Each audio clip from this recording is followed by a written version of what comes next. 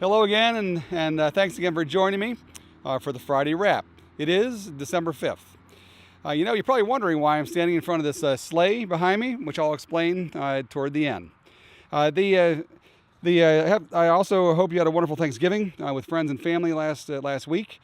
I'm sorry I was unable to get the Friday Wrap done, and for reasons I'll also explain.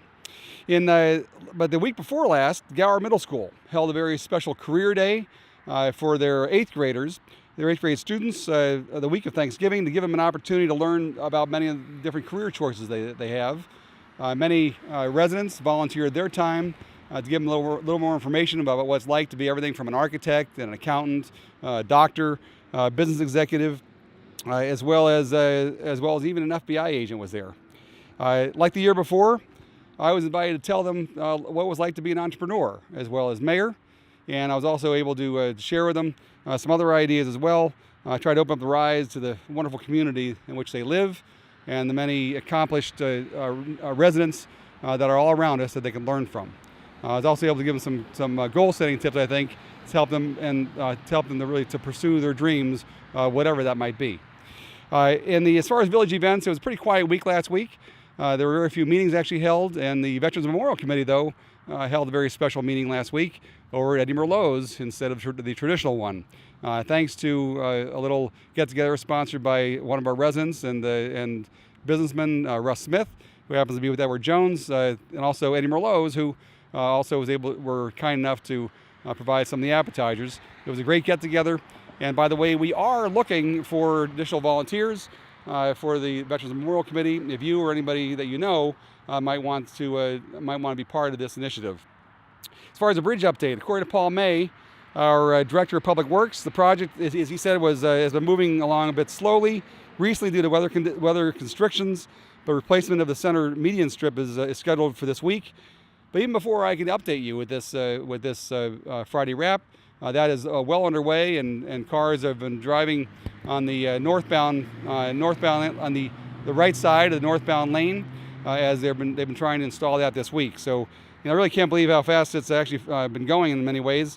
And I also can't believe how many residents have been telling me how beautiful the bridge looks, which I'm extremely excited about, as you know.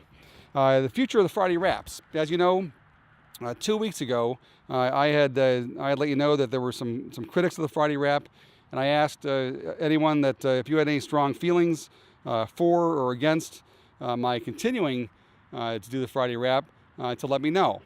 And I'm happy to report that over 87% of the people that responded positively, and they felt that I should continue the Friday Wrap.